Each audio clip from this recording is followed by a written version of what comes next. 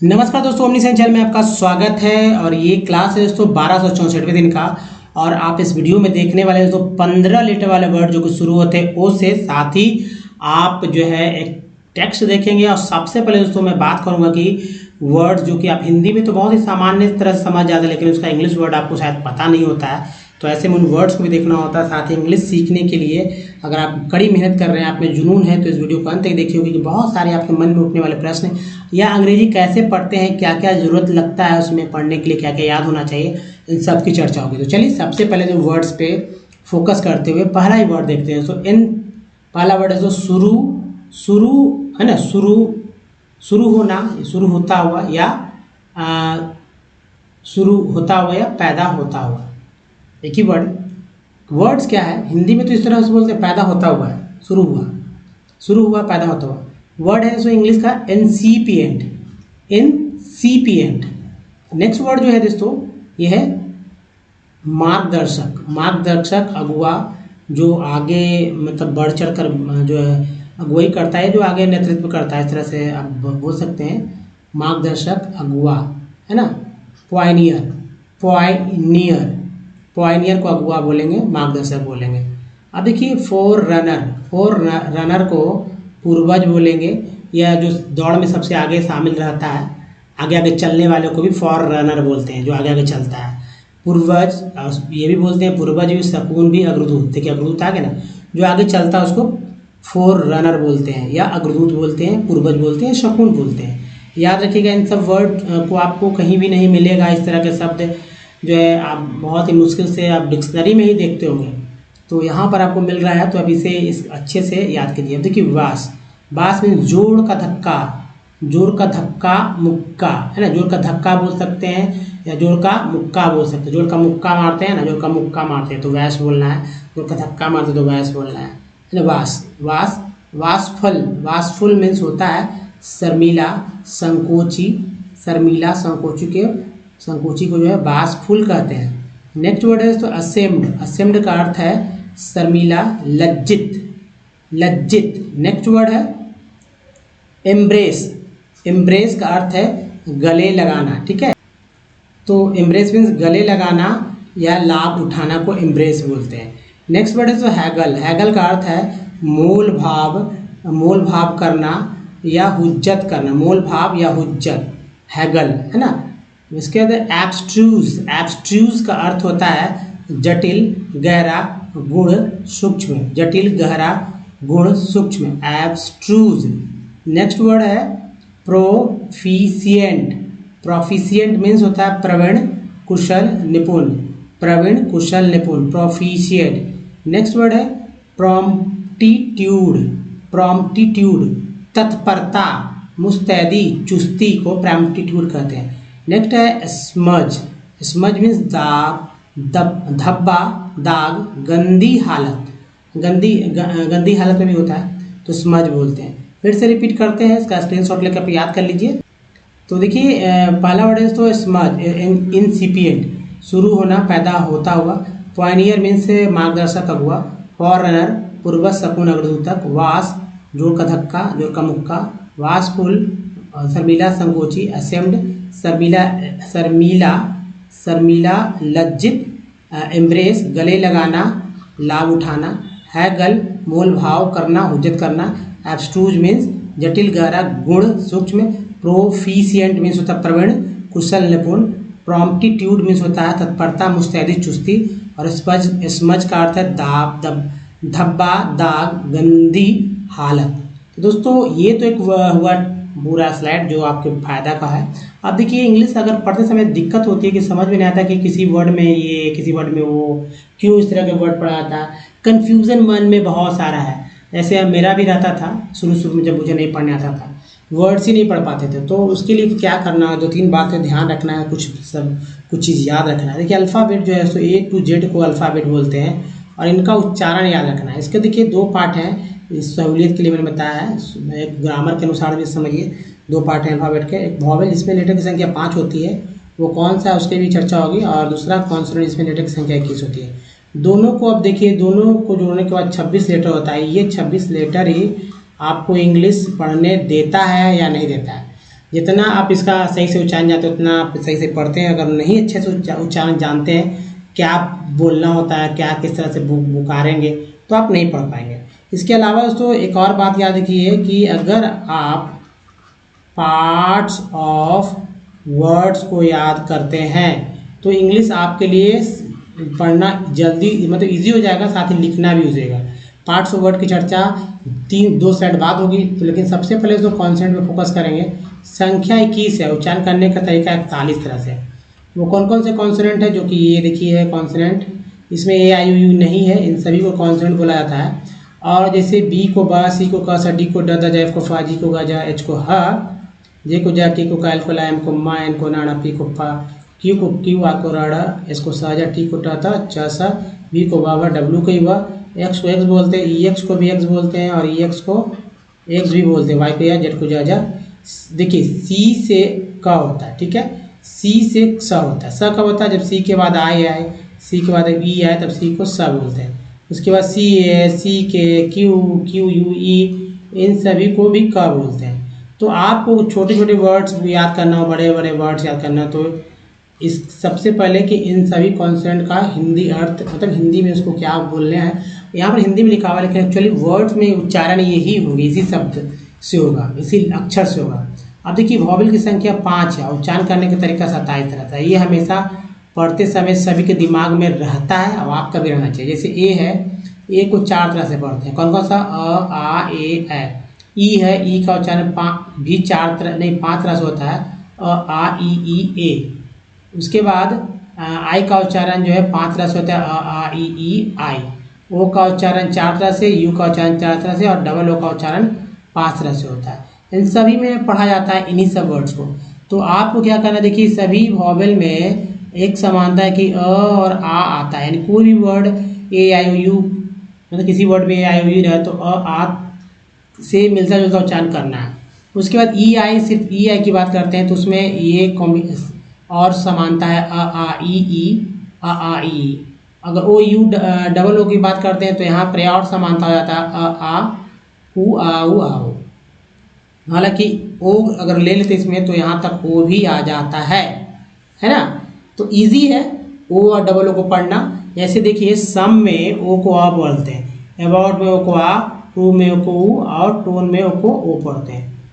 जब मैं पढ़ता हूँ आप सुनते जाइए कहाँ क्या क्या उच्चारण होना। बगल में अक्षर लिखा हुआ है, मेडल, मॉल, मेड, मैन, यहाँ पर है लिखा हुआ man. Marble, pen, piece, circle, circle अ हो गया ना, पीन ई हो गया, टीन छोटी बड़ी कुछ में टायर आई, बट में अ, पुट में ऊ, लूट में यू, फ्लड में डबल ओ को अ, रूम में डबल ओ को ऊ, फ्लोर में डबल ओ को ओ उच्चारण किया जाता है। अब समझ चुके होंगे आप। तो चलिए सबसे पहले तो 64 पार्ट्स ऑफ वर्ड को देख लीजिए सरसरी नज़र से, क्योंकि अगर आप इसे याद करेंगे, जैसे टी आई उनको क्या बोलते हैं, वर्ड मीनिंग में आपको मिल जाएगा। तो मान लीजिए मिल गया वर्ड मीनिंग यहीं पर, तो मुझे पता रहेगा ना कि सन बोलते, तभी तो मैं पढ़ लूँगा सन। कहेंगे कि भाई ए एन सीक्वेंस पढ़ते हैं, तो अब मुझे पता रहेगा कि ए एन सीक्वेंस पढ़ते हैं, तो एंस तो आ गया, टी के साथ लगा तो टेंस हो गया। यहाँ भी है ई एन सीक्वेंस पढ़ते हैं, एस को यहाँ ज पढ़ा जा रहा है तो जेंस हो गया। प्रेजेंस, इम्पॉर्टेंस, तो सभी को आप ये वाला जो है दोस्तों याद कर लीजिए। जी हाँ, ये बेसिक है, हर एक वर्ड मीनिंग में रिपीट होगा, चाहे लिखें या पढ़ें सभी में आने वाला है। तो आपको क्या करना है कि आपको इसको याद कर लेना है। अगर याद कर लेंगे तो इंग्लिश पढ़ना भी आप मतलब ये जुगाड़ टेक्नोलॉजी कह सकते हैं। इसका बहुत सारे मतलब कि अध्ययन के बाद इन सब शब्दों को लाया गया है, ठीक है। जैसे देखिए प्रो है ना, अपने पिछले स्लाइड में देखा होगा, क्योरमेंट, तो क्योर तो यहीं से आ गया, मेंट में एम लगा देंगे, यहाँ पर ई एन टी के पहले एम लगा तो मेंट हो गया। प्रोक्योरमेंट देखिए डेस है ना, कम फॉर, देखिए ए बी एल केवल टी का टेबल, फॉर कम, कंफर्टेबल। तो इन 64 पार्ट्स ऑफ वर्ड को याद करिए। अब दोस्तों अगर आपने याद कर लिया है और आपने देखा कि और वीडियो देखना चाहते हैं हमारा, तो ओमनीसेंट इंग्लिश यूट्यूब सर्च में गूगल में टाइप करके हमारे वीडियो तक पहुंच सकते हैं, जहां आपको दोस्तों रीडिंग करना, राइटिंग करना और स्पोकन करने के बहुत सारे तरीके और बहुत सारे टॉपिक्स पे बात होती है। तो दोस्तों सब कुछ सीख सकते हैं आसान तरीके से और अंग्रेजी पढ़ना लिखना सीख जाएंगे बस 10 दिन। जी हाँ दोस्तों, कम से कम पढ़ना अगर सीखना चाहते हैं 10 दिन हमारे साथ बने रहिए। लिखने के लिए आपको नीचे डिस्क्रिप्शन में वीडियोस दिए गए हैं, जहाँ से आप दोस्तों कॉपी ले लीजिए और कॉपी पे लिखिए। आपको 1 रुपया भी नहीं खर्च करना है, कॉपी एक कलम लेना है और नीचे वीडियो में डिस्क्रिप्शन खोल के वीडियो से सीखते हुए इसको कॉपी करना है। तो चलिए, जिनको भी पढ़ने नहीं आता, अब यहाँ देखिए काउंट करेंगे 1 2 3 4 5 6 7 8 9 10 11 12 13 14 15। जी हाँ दोस्तों, 15 लेटर्स के वर्ड है, इसमें 15 लेटर्स है। अब इतना लंबा लेटर्स का एक वर्ड कहीं अगर आ जाए तो समझ लीजिए कि जिनको नहीं पढ़ने आएगा तो वो क्या करेंगे। तो कैसे पढ़ना है यहाँ पर तो मैंने लिख दिया है, लेकिन जिनको नहीं आता वो हमारे साथ उच्चारण करें और देखें कि मैं कैसे पढ़ता हूँ। तो ENC को एंस बोलते हैं, ये पार्ट ही है हमारा। टी का टेंस हो गया, CM को कम बोलते हैं, ये भी पार्ट है। ओमनी कम पी टेंसेज है ना, वर्ड इस तरह से पढ़ेंगे। नेक्स्ट है तो ओमनी हमारा प्रीफिक्स चल रहा है। डायरेक्शन सन हो गया और ये अल हो गया, डायरेक्शनल। ओमनी फेरियसनेस है ना, ओमो प्लेटो एस्कोपीज, ईज है पी लगा पीज।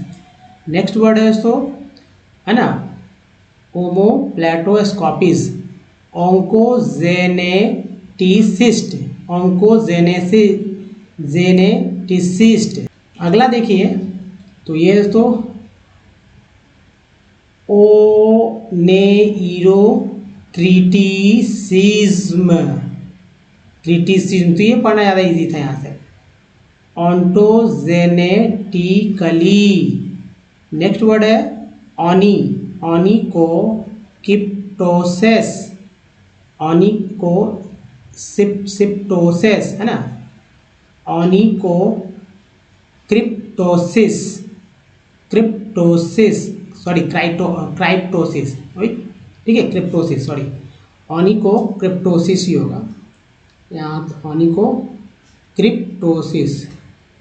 ऊफोरेक्टोमाइज्ड, ऊफोरेक्टोमाइजेज। अब चलिए एक और देखते हैं, ऊफोरेक्टोमाइज्ड। नेक्स्ट है oophorectomizes open heartedness, open heartedness, open mouthedness है ना, ऑपरेशनलिज्म, लिज्म, ऑपरेशनलिस्ट। नेक्स्ट है ऑपरेटिवनेसेस। नेक्स्ट वर्ड है सो ऑप्थल्मोलॉजिस्ट। नेक्स्ट है ऑप्थल्मोमीटर्स, ऑप्थल्मोमीटर्स। नेक्स्ट वर्ड है ऑप्थल्मोफोबिया, ऑप्थल्मोफोबिया, ऑप्थल्मोप्लेजिया। नेक्स्ट देखिए ऑप्थल्मोस्कोप्स, ऑप्थल्मोस्कोपिक। नेक्स्ट है ओपिनियनेटेडनेस, ऑप्स्थोनेथिज्म, ऑपिस्थोनेथस, ऑपिस्थो देखिए ऑपिस्थो तो हो गया, नेथस, ऑपिस्थोग्राफीज है ना, ग्राफीज, ऑपर्चुनेसेस, ऑप्रोब्रियसनेस, ब्रियसनेस, ऑप्थोग्राफीज। नेक्स्ट है ऑपर्चुनेसेस। नेक्स्ट है ऑप्रोब्रियसनेस, फिर से रिपीट हो गया हालांकि। चलिए अगले वर्ड्स पे देखते हैं। तो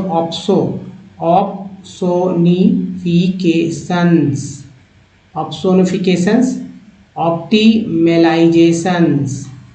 नेक्स्ट है ऑप्टिमेलाइजेशंस। नेक्स्ट है इलेक्ट्रॉनिक्स, ऑप्टो इलेक्ट्रॉनिक्स, ओराक्यूलसनेसेस। अब देखिए ऑर्केसोग्राफीज, ऑर्केसोग्राफीज।